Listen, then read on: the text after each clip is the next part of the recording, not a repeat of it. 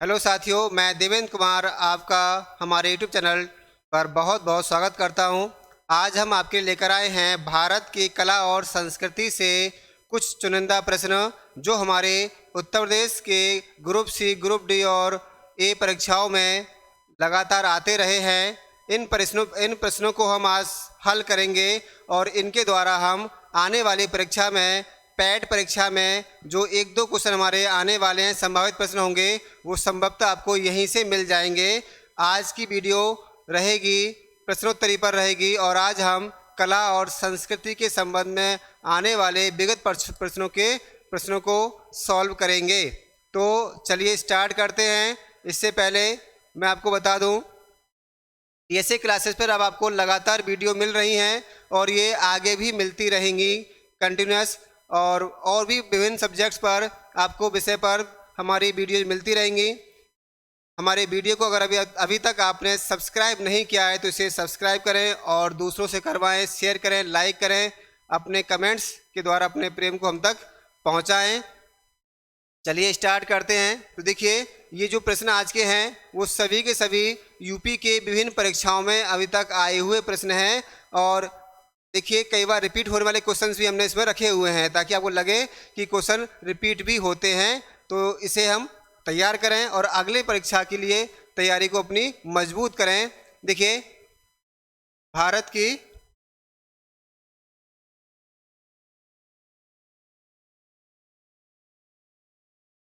हाँ तो भारत की कला एवं संस्कृति से देखिए, पहला प्रश्न है हमारा। पहला प्रश्न है, निम्न में से कौन सा उत्तर प्रदेश का शास्त्रीय नृत्य है? तो निम्न में से कौन सा उत्तर प्रदेश का शास्त्रीय नृत्य है? देखिए, शास्त्रीय नृत्य जो हमारे होते हैं क्लासिकल, है ना, क्लासिकल डांस फॉर्म जो होती हैं हमारी, वो क्या हैं, कौन कौन सी हैं? एक तो कथक है, एक कुचिपुड़ी है यहाँ पर, है ना, कुचिपुड़ी है, कथक है और कथकली है। तीन तो इसी में दे रखी हैं। ये क्लासिकल डांस फॉर्म है। इसमें जो हमारा उत्तर है, देखिए, उत्तर प्रदेश का पूछा है तो उत्तर प्रदेश में विकसित होने वाला शास्त्रीय नृत्य है कथक। कौन सा है? कथक नृत्य। कथक नृत्य उत्तर प्रदेश का या उत्तर भारत का शास्त्रीय क्लासिकल डांस फॉर्म है जो उत्तर प्रदेश में विकसित हुई है, उत्तर भारत में विकसित हुई है। जबकि देखिए, तो आंसर क्या लगाएंगे आप?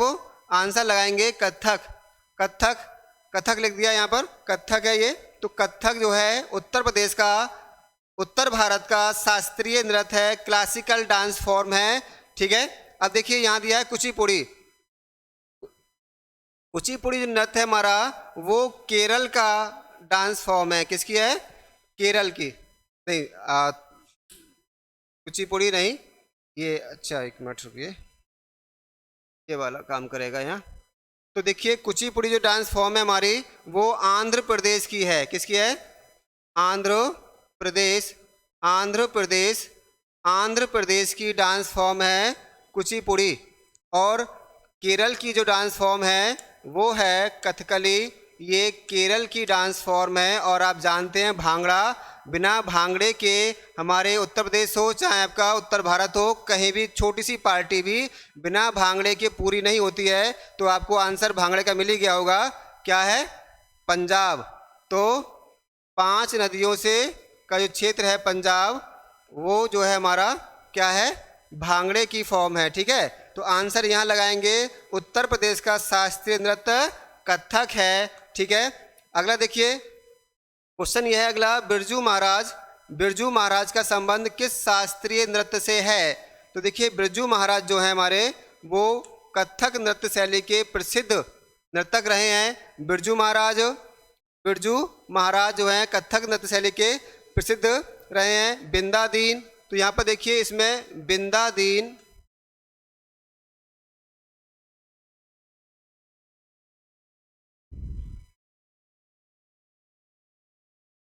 बिंदा दीन, बिंदा दीन, ये क्या कर रहा है?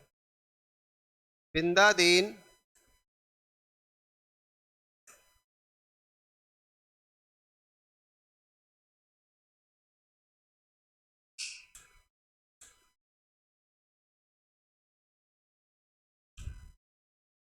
इसको हटाते हैं, दूसरी पेन लेते हैं।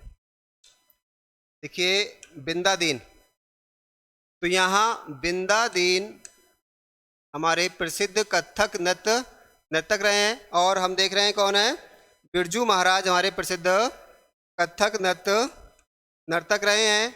कथक नृत्य कहाँ का है, उत्तर भारत का प्रसिद्ध क्लासिकल डांस फॉर्म है। इसके अलावा यहाँ दे रखा है भरतनाट्यम दे रखा है। कथकली देखिए बताया था आपको कहाँ का है, केरल का है। भरतनाट्यम हमारे चौथी, इसमें 3 ऊपर आ गए थे, चौथी डांस फॉर्म भरतनाट्यम तमिलनाडु से है, तमिलनाडु से है। और मणिपुरी जो हमारी डांस फॉर्म है, ये भी हमारी क्लासिकल डांस फॉर्म है जो मणिपुर से है। कहाँ से है, मणिपुर से है। तो ये हमारा रहा भरतनाट्यम। भरतनाट्यम देखिए मल्लिका साराभाई, तो मल्लिका साराभाई भरतनाट्यम की प्रसिद्ध नर्तिका हैं। जबकि कथक के हमारे बिंदादीन हुए लच्छू महाराज, बिरजू महाराज, बिंदादीन, ये हमारे प्रसिद्ध कथक शैली के नर्तक हैं यहाँ पर।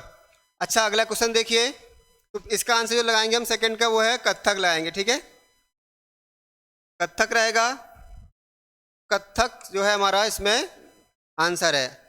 थर्ड क्वेश्चन देखिए, प्रसिद्ध चरकुला नृत्य संबंधित है, तो ये हमारा अब आ गया है नृत्य कौन सा, लोक नृत्य आ गया है। अब तक हमारी क्लासिकल डांस फॉर्म चल रही थी, अब हमारा लोक नृत्य चल रहा है। चरकुला बहुत ही प्रसिद्ध है, इससे 3 क्वेश्चन हमारे यूपी में अब तक आ चुके हैं। तो देखिए कौन सा इसमें आंसर आएगा, चरकुला नृत्य संबंधित है ब्रजभूमि से। किससे, ब्रजभूमि का प्रसिद्ध नृत्य है चरकुला, जो कृष्ण के लिए गाया जाता है। तो ये अब तक 3 क्वेश्चन हमने देखे। अगला क्वेश्चन देखिए, अगला क्वेश्चन जो है वो भी आपका चरकुला से ही है। तो नेक्स्ट क्वेश्चन हमारा चरकुला से है। उत्तर प्रदेश में चरकुला नृत्य महिला अपने सिर पर रखकर डांस करती हैं। तो महिलाएं चरकुला नृत्य करती हैं और क्या सिर पर रखकर अपना नृत्य करती हैं, वो देखिए। एक पहला ऑप्शन है पानी से भरा मिट्टी का बर्तन, ऐसा नहीं है। दूध में भरा मिट्टी का बर्तन, यानी दूध से भरा हुआ मिट्टी का बर्तन, और 4 मिट्टी के बर्तन, और चौथा ऑप्शन है तेल के दीपक। तो ये घड़े में तेल के दीपक जलाकर सिर पर रखकर नृत्य करती हैं महिलाएं, उसको कहते हैं हम चरकुला नृत्य। तो इसका सही आंसर है तेल के दीपक को जलाकर सिर पर रखकर नृत्य किया जाता है। इसकी पूरी एक्सप्लेनेशन अगले क्वेश्चन में दे रखी है, जो भी यूपी के एग्जाम में ही आया हुआ है हमारा। तो देखिए पढ़ते हैं क्वेश्चन को। पंक्तियों में उत्तर प्रदेश के किस लोक नृत्य के बारे में बात की जा रही है, ये संतुलन एक कठिन कार्य है। जहां पर्दे में एक महिला नर्तक लकड़ी के पिरामिड पर मंच पर 108 तेल के लैंप को या दिए को रखकर अपने सिर पर प्रदर्शन करती है। गीत मुख्य रूप से इस क्षेत्र में पैदा हुए भगवान कृष्ण की प्रशंसा और सम्मान के लिए लिखे गए हैं।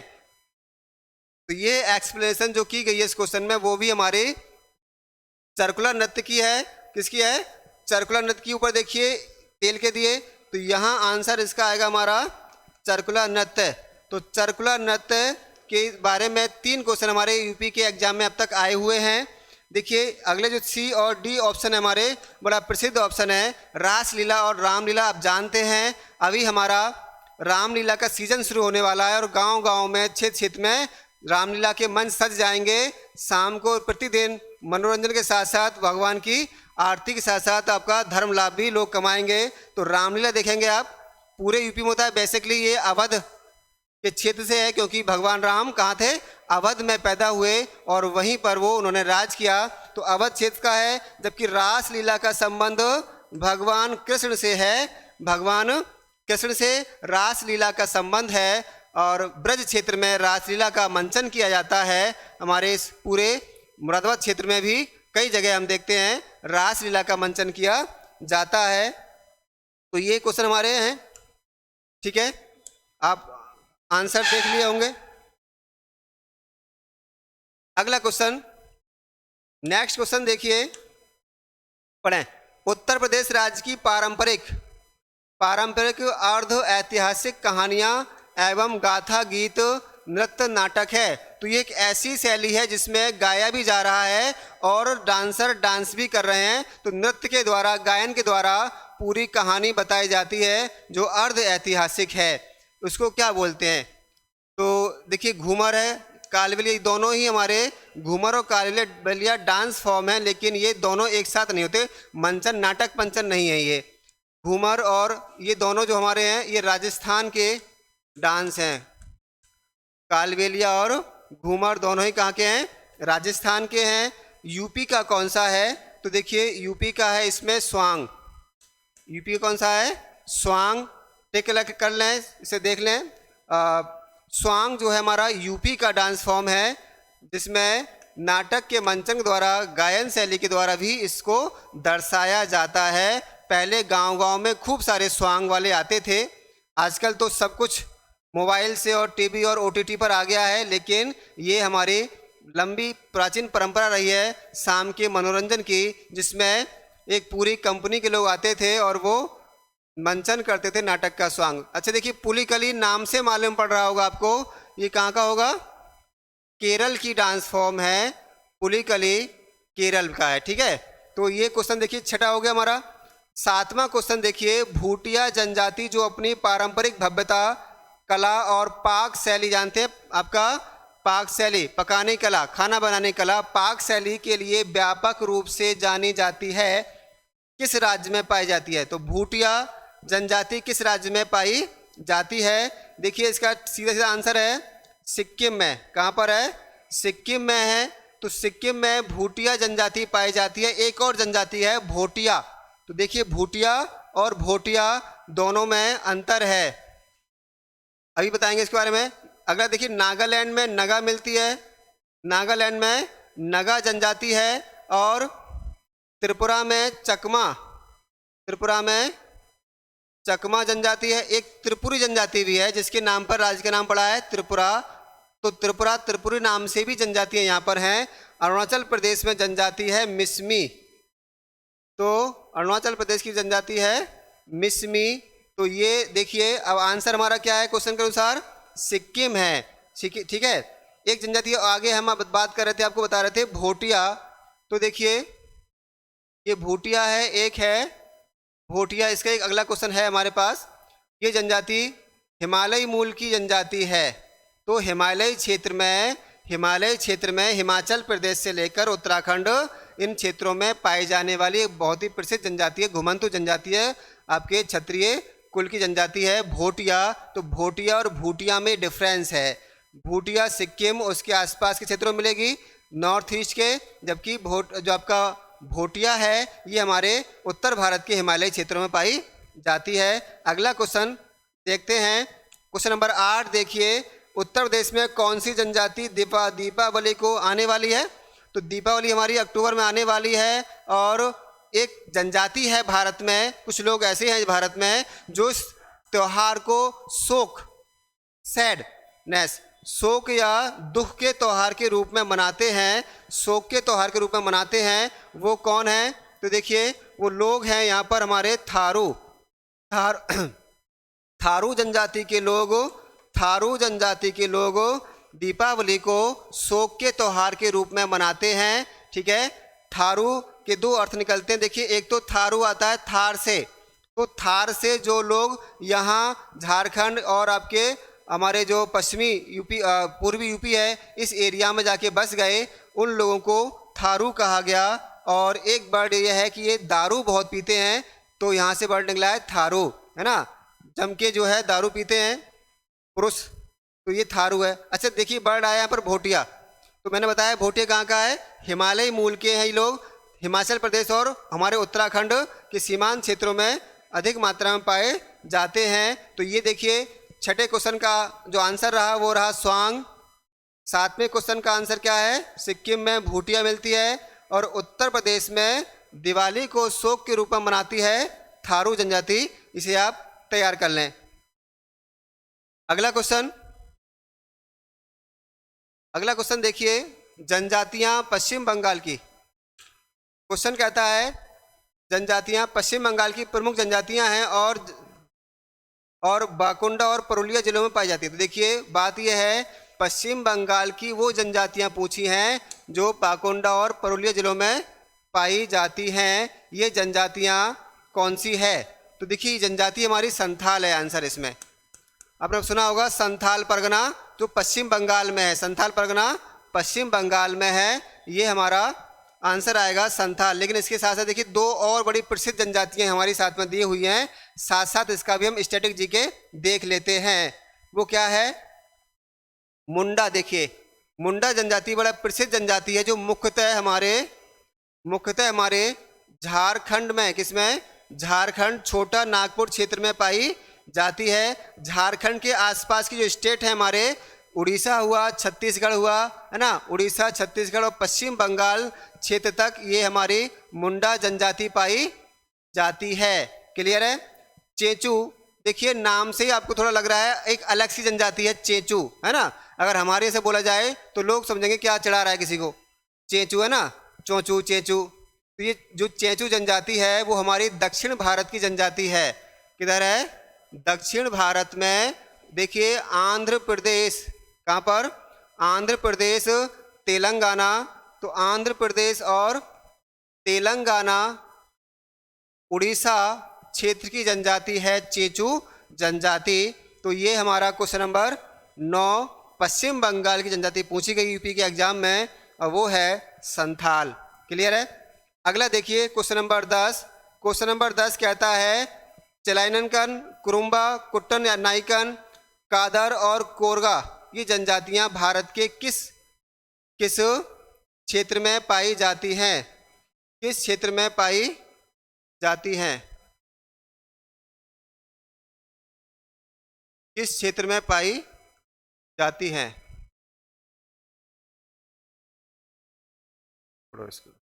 किस क्षेत्र में पाई जाती हैं?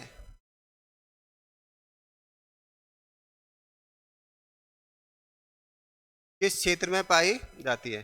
देखिए तो क्वेश्चन नंबर 9 जनजातियां, ये अच्छा 9 तो हो गया हमारा। क्वेश्चन नंबर 10 जनजातियां ये किस क्षेत्र में पाई जाती हैं? देखिए ये है हमारा, नाम से आपको मालूम पड़ रहा है कि इसका आंसर क्या होगा। तो इसका आंसर देखिए इस तरह के, जब आपको जो आपकी जीभ को, आपकी टंग को ट्विस्ट कर देते हो, अजीब से नाम लग रहे हो, तो अधिकांश दक्षिण भारत के होते हैं। और उसमें भी इस तरह के नाम हमारे थोड़े से टफ वाले जो होते हैं, जो हमारे उत्तर भारतीयों को टफ लगते हैं, वो केरल से आते हैं। कहाँ से आते हैं? केरल से आते हैं। तो आंसर इसका है, सही आंसर है केरल। ठीक है। अच्छा एक बात और देखिए, हमने आंध्र प्रदेश की जनजाति देखी अभी। अंडमान निकोबार से कुछ जनजातियाँ पूछी जाती हैं, बहुत फेमस जनजातियाँ हैं, और जो हमारे देखिए एक्सटिंक्ट होने की कगार पर पहुँच गई हैं, यानी कि बहुत कम इनकी आबादी रह गई है। और ये हैं, एक तो है जारवा, क्या है? तो जारवा जनजाति यहाँ मिलती है, और दूसरी है सेंटिनल जनजाति, जारवा जनजाति। ये दोनों जनजाति हमारी कहाँ हैं? अंडमान निकोबार द्वीप समूह में है। और देखिए ये अभी भी अपनी उसी अवस्था को बनाए हुए हैं जो हजारों साल पहले थी। अभी भी उसी अवस्था में दशा में ये रहती हैं, समाज से बिल्कुल कटी हुई, एकदम डिफरेंट जीवन शैली इनकी है, हमारे जैसी नहीं है। आज भी जंगल में रहकर अपने कंद मूल फल और शिकार पर जीवन यापन करती हैं। आधुनिक जीवन शैली छोड़िए, समाज में वो अपना रहन सहन वैसा भी नहीं है, बिल्कुल आदिवासी वाला इनका रहन सहन है। सेंटिनल और जारवा जनजाति, अगर आप वहाँ पहुँचेंगे तो ये आपको देखकर हिंसक हो सकती हैं। वो जनजातियाँ हमारी जारवा और सेंटिनल। बड़ा प्रसिद्ध क्वेश्चन है, बड़ा मज़ेदार क्वेश्चन भी है। होली निकल गई है, दिवाली आने वाली है, बीच का समय है हमारा ये। तो क्वेश्चन है लठमार होली के लिए कौन सा स्थान प्रसिद्ध है?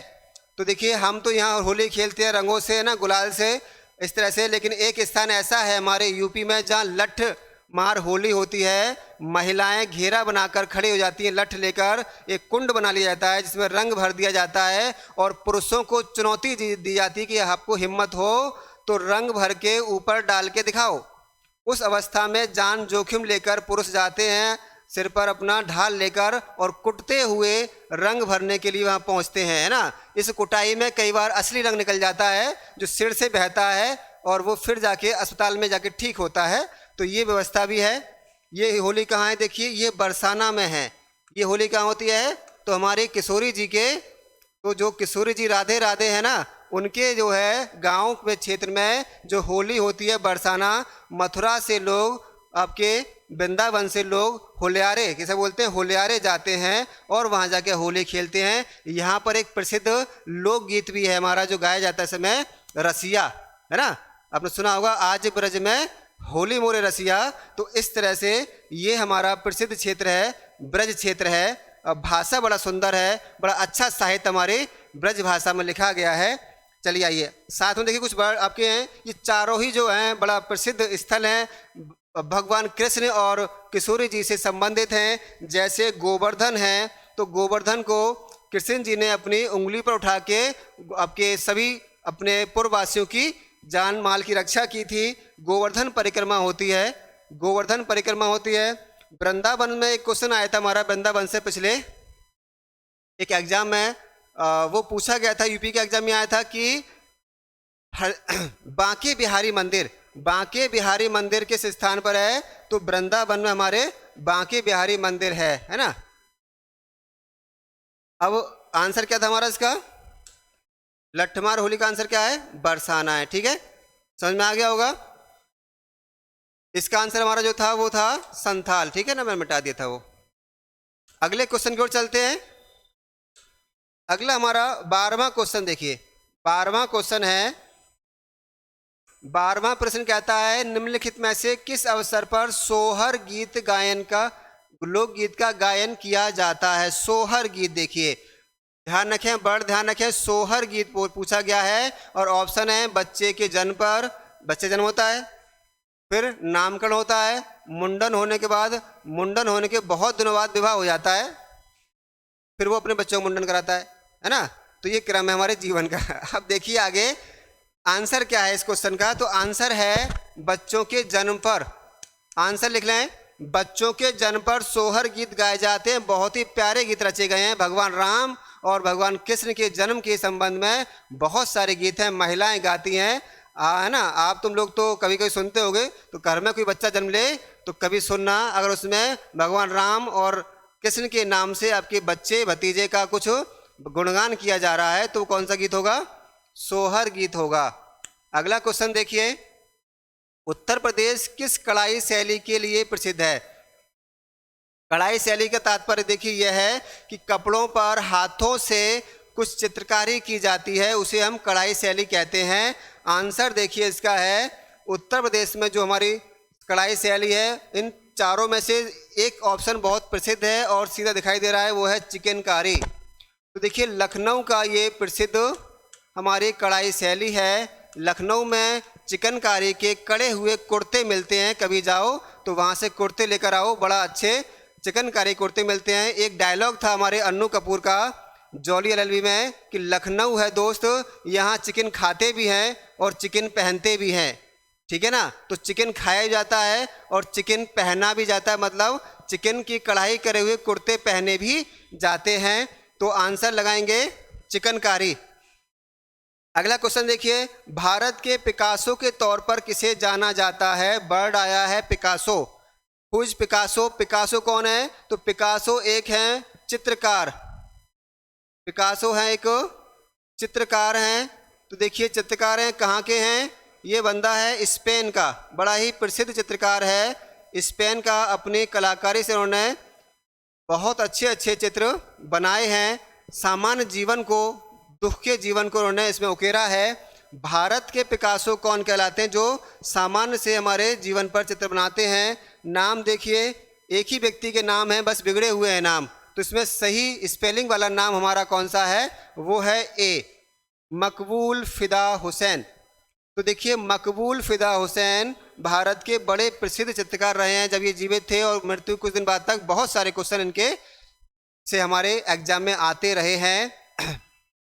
ठीक है, किन्हीं कारणों से ऐसी गतिविधियां हुई जिसकी वजह से इन्हें भारत छोड़ना पड़ गया था, और अंततः ये कतर और इंग्लैंड में जाके ये अंतिम समय गुजार पाए, भारत लौटकर नहीं आ पाए, मकबूल फिदा हुसैन।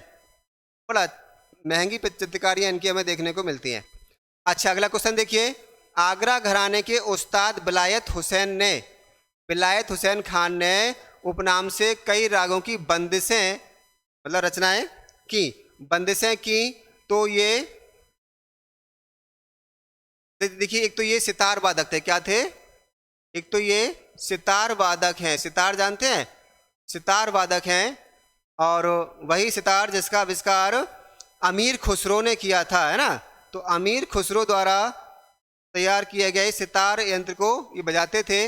अच्छा, इनका उपनाम पूछा गया है, वो किस उपनाम से बंदिशें रचते थे? तो वो है प्राण प्रिया। प्राण प्रिया नाम से ये बंदिशें रचते थे, ये इसका आंसर है। आपको देखा होगा शायरों में, कवियों में अपने उपनाम रखने की परंपरा होती है। जैसे तखल्लुस बोलते हैं इसको, तखल्लुस है ना, मिर्ज़ा गालिब तखल्लुस था असदुल्ला खान का। ऐसे ही हमारा अंतिम मुगल बादशाह बहादुर शाह द्वितीय जफ़र नाम से लिखता था, और हमारे नीरज सिंह कालरा गुलजार नाम से लिखते हैं। ऐसे ही कई सारे हमारे जो संगीतज्ञ हैं वो अपने उपनाम रख लेते हैं। इनका नाम था प्राण पिया। अगला क्वेश्चन देखिए। दिवाली के दौरान बुंदेलखंड के अहीर समुदाय, ध्यान रखें यादव समुदाय से इसका तात्पर्य लगाया जाता है, तो अहीर समुदाय कौन सा नृत्य किया जाता है? तो देखिए, अहीर समुदाय द्वारा नृत्य किया जाता है हमारा यहाँ पाई डंडा। तो पाई डंडा इसका आंसर है। बड़ा प्रसिद्ध नृत्य है। दिवाली के दौरान पुरुष कमर में मोर पंख बांधकर हाथ में डंडा लेकर अपने पंक्तिबद्ध होकर बड़ा सुंदर नृत्य करते हैं, पाई डंडा कहलाता है। और छपेली जो नृत्य है हमारा, छपेली नृत्य शैली जो है हमारी, वो रुमाल और एक हाथ में रुमाल लेके दर्पण लेके ये हमारी की जाती है। यूपी से साथ साथ आपके उत्तराखंड और कई और राज्यों में ये नृत्य शैली की जाती है। ठीक है, तो यहाँ आंसर लगाएंगे हम पाई डंडा। ठीक है, और 17वां क्वेश्चन देखिए। वाराणसी के शास्त्रीय हिंदुस्तानी गायक, क्या नाम है? शास्त्रीय हिंदुस्तानी गायक। देखिए, गायन की शैलियाँ होती हैं, बहुत सारी शैलियाँ हैं, उनमें से हमारी प्राचीनतम शैली है हिंदुस्तानी गायन शैली, से बोलते हैं क्लासिकल शास्त्रीय संगीत शैली।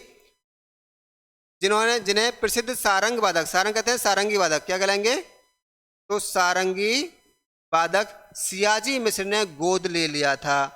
इसका आंसर देख लेते हैं पहले। आंसर हमारा है सिद्धेश्वरी देवी। आंसर है सिद्धेश्वरी देवी, इसका आंसर है। इनके माता पिता की जल्दी ही मृत्यु हो गई थी, तो इन्होंने सियाजी मिश्र ने इनको गोद ले लिया था और संगीत की शिक्षा दी थी। प्रसिद्ध, अच्छा, ये जो प्रसिद्ध शास्त्रीय हिंदुस्तानी गायक कहलाती है हमारी, जो ठुमरी और ख्याल, ये ख्याल और ठुमरी गायन शैली के लिए प्रसिद्ध हैं। ठीक है ना। बाकी जो 3 नाम हमारे दिए गए, ये भी बड़ी महान गायक संगीत के हमारी रही हैं। जैसे गिरिजा देवी भी हमारी शास्त्रीय संगीत की गायिका रही हैं, जो ख्याल के साथ साथ जो हमारे ठुमरी क्या है, जो ठुमरी की प्रसिद्ध, तो गिरिजा देवी ठुमरी की प्रसिद्ध शास्त्रीय गायिका रही हैं। बाकी गंगूबाई हंगल 2009 में मृत्यु हुई थी, इनकी बड़ा प्रसिद्ध भारतीय शास्त्रीय संगीत की गायिका रही हैं। ख्याल से लेकर ठुमरी तक इन्होंने अपनी संगीत में छाप छोड़ी है आपके। और अगला जो हमारा है देखिए, शुभ्रा गुहा आगरा घराने से, कहाँ से हैं? आगरा घराने से ये हैं, और ये भी भारतीय संगीत की शास्त्रीय गायिका हैं। ठुमरी और ख्याल और दादरा, ठुमरी ख्याल दादरा इनका प्रसिद्ध गायन शैली है। तो ये हमारे आंसर हुए। पहले इसका आंसर हमारा प्राणपिया, पाईडंडा, और ये सिद्धेश्वरी देवी हमारी जो है इसमें वाराणसी शास्त्रीय संगीत। ये आए हुए क्वेश्चन है, ये सारे क्वेश्चन हमारे एग्जाम में आए हुए क्वेश्चन मैं आपको करा रहा हूँ। आप इसे तैयार करिए बड़ी अच्छे से, और एक ना एक क्वेश्चन आपको यहाँ से जरूर मिलेगा हमारे पैट के एग्जाम में, है ना। देखिए, चलिए।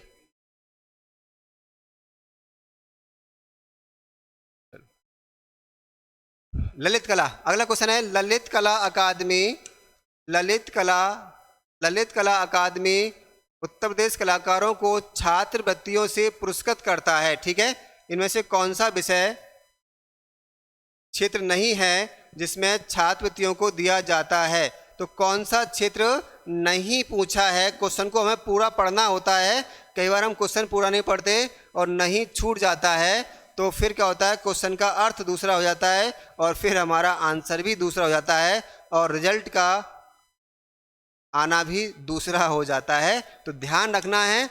देखिए, नाम है ललित कला, तो कला अकादमी है, कला अकादमी है, तो ये जो है किसमें नहीं करेगी? देखिए, फैशन डिजाइनिंग आधुनिक विषय है हमारा। ध्यान रखिए, ये फैशन डिजाइनिंग कपड़ों का विषय है, आधुनिक विषय है। तो इसमें वैसे तो कॉमन सेंस या रीजनिंग लगा के हम इसका आंसर कर सकते हैं, आधुनिक विषय है, इसका आंसर है फैशन डिजाइनिंग। यानी इन 3 क्षेत्रों में ये हमें पुरस्कार छात्रों को प्रदान करती है। ठीक है, अगला क्वेश्चन देखिए, अगला क्वेश्चन है उत्तर प्रदेश के उस लोक संगीत का नाम बताएं, उस लोक संगीत का नाम बताएं जो मानसून के महीने में गाया जाता है। मानसून चल रहा है, मानसून चल रहा है, लेकिन उम्मीद से कम मुरादाबाद क्षेत्र में वर्षा हो रही है। ये दुख की बात है हमारे लिए, पूरा क्षेत्र भीग रहा है और ये जो रुहेलखंड का क्षेत्र है ये जो है सूखे की मार में है। अभी तक तो बारिश कम हुई है, आगे देखते हैं। पिछली बार तो अक्टूबर में बारिश हुई थी और सारे धान हमारे क्षेत्र के किसानों को चौपट कर गया था, कहीं इस बार ऐसा ना हो। फिलहाल देखिए, हम बात करें मानसून की, तो मानसून के महीने में गाया जाता है और ये बड़ा प्रसिद्ध हमारा लोक गीत है, बहुत प्रसिद्ध है, और वो है कजरी। कजरी देखिए, मानसून के महीने में ब्रह का गीत है। कैसा गीत है? ब्रह का गीत है। ठीक है, मिर्ज़ापुर क्षेत्र में गाया जाता है, वाराणसी क्षेत्र में गाया जाता है और हमारे ये क्षेत्र। ठीक है, चैती देखिए, चैत के महीने में गाते हैं, तो फागुन यानी कि होली के आसपास इसको गाया जाता है। अगला क्वेश्चन है ताजमहल के सुलेखक कैलीग्राफर कौन से हैं जिन्होंने 1648 ईस्वी में इसकी रचना की और पूरा किया? तो ताजमहल पर हमें कुछ आयतें कुरान की लिखी मिलती है, उन आयतों को जिस व्यक्ति ने उकेरा है, लिखाया है, उसका नाम पूछा है यहाँ पर, और वो व्यक्ति कौन है? देखिए, वो व्यक्ति है अमानत खान सिराजी। अमानत खान सिराजी ने इसको रचा है, ये ध्यान रखें इसको। चलिए, अमानत खान सिराजी, अमानत खान सिराजी ये बंदा है जिसने ये कुरान की आयतें ताजमहल पे लिखी थी। ताजमहल आप जानते हैं 1632 से 53 के बीच में शाहजहां ने बनवाया था, है ना? तो शाहजहां द्वारा बनवाया गया था। बेसिकली ये क्या है? मकबरा है, एक कब्र है दोनों, इसमें दोनों की। नृत्य एवं संगीत, अगला क्वेश्चन है 21वां, नृत्य एवं संगीत की एक शैली संबंधित लखनऊ घराना का दूसरा नाम क्या है? तो लखनऊ देखिए पूरब में पड़ता है, ध्यान रखें, उत्तर में नहीं पड़ता है। नृत्य घराना नहीं कहलाएगा, योग घराना भी नहीं कहलाएगा, ये पूरब में है, तो इसको क्या बोल देते हैं? आंसर है इसका पूरब घराना। तो आंसर क्या है? पूरब घराना है। पूरब घराने का नाम, लखनऊ घराने का नाम पूरब घराना देखिए प्रसिद्ध रहा है तबला वादन के लिए। तो लखनऊ घराना प्रसिद्ध रहा है तबला वादन के लिए। अगला क्वेश्चन देखिए, अगला क्वेश्चन है हमारा, क्या हुआ, क्या आ गया? लखनऊ घराना, लखनऊ घराना, अच्छा वो हो गया क्वेश्चन हमारा। अगला देखिए, रामलीला और रासलीला उत्तर प्रदेश में उदाहरण है। बड़ा प्रसिद्ध क्वेश्चन है रामलीला और रासलीला। तो देखिए कह रहे हैं लोक कथाएं, लोक कथाएं नहीं है, ऐतिहासिक रुचि के स्थान देखिए वो स्थान हो सकते, लेकिन ये एक शैली है, नायकों के नाम भी नहीं, ये है लोक नाटक हैं और लोक नृत्य शैली है। तो कई बार तो ये नाटक शैली में रचे जाते हैं, कई बार ये नाटक और लोकगीत दोनों से दर्शकों का मनोरंजन कराने के लिए, उनको ज्ञान बांटने के लिए किए जाते हैं। आंसर है इसका लोक नाटक और नृत्य शैली। ठीक है, 23वां क्वेश्चन है श्रीमती एन राजन का संबंध निम्नलिखित में से किस वाद्य यंत्र से है? कौन सा वाद्य यंत्र बजाती हैं? तो ये बजाती हैं वायलिन। आंसर है वायलिन वादक हैं, वायलिन वादक हैं हमारी एन राजन, इसमें आया सितार। सितार की देखिए बहुत ही प्रसिद्ध वादक हमारे रहे हैं पंडित रविशंकर, पंडित रविशंकर। तो पंडित रविशंकर देखिए सितार वादक रहे हैं, दुनिया भर में ख्याति इन्होंने भारतीय संगीत की पहुंचाई है। अब बांसुरी वादक आप देखिए, बांसुरी वादक प्रसिद्ध रहे हमारे हरिप्रसाद चौरसिया। तो हरिप्रसाद चौरसिया प्रसिद्ध बांसुरी वादक रहे हैं। इससे पहले आपके एक सयाजी मिश्र आए थे। मधुबनी, मधुबनी कला प्रसिद्ध है। मधुबनी कला बहुत ही आजकल देखिए बहुत प्रसिद्ध हो रही है। मधुबनी कला प्रसिद्ध है। मधुबनी जिला भी है एक बिहार में। तो ये आपका मिथिला पड़ता है बिहार में। तो नेपाल और बिहार के बॉर्डर के आसपास का जो मधुबनी क्षेत्र है, यहाँ पर मधुबनी कला प्रसिद्ध है, जो कपड़ों पर, दीवारों पर प्राकृतिक रंगों से पशु पक्षियों की चित्रकारी बनाकर की जाती है। ये कहलाती है मिथिला कला। 25वां क्वेश्चन देखिए जल्दी से। भारत कला भवन कहाँ स्थित है? भारत कला भवन कहाँ स्थित है? तो भारत कला भवन हमारा जो है वो बनारस में स्थित है। आंसर है इसका बनारस में स्थित है। लखनऊ में देखिए भातखंडे आपका विश्वविद्यालय हमारा लखनऊ में है। ये रहा। तो ये हमारे आज के चुनिंदा क्वेश्चन थे आपके लिए, जो मैं आपको लेकर आया पिछले एग्जाम में आए हुए। इन्हें सॉल्व करिए और अपने आंसर्स को पक्का करिए। आने वाले पेट एग्जाम में इनको करके आने वाला क्वेश्चन यहाँ से आता है तो उसे सॉल्व करें और अपना नंबर बढ़ाएं। इसी के साथ आप सभी को धन्यवाद।